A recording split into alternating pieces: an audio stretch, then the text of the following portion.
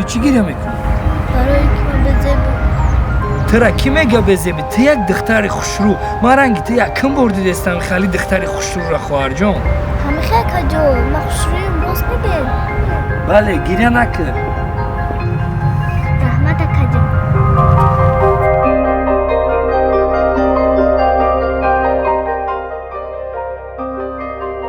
سخن چیزی اندکی است ولی میتواند حیاتی کسی را برباد دهد یا به کسی حیات بخشد.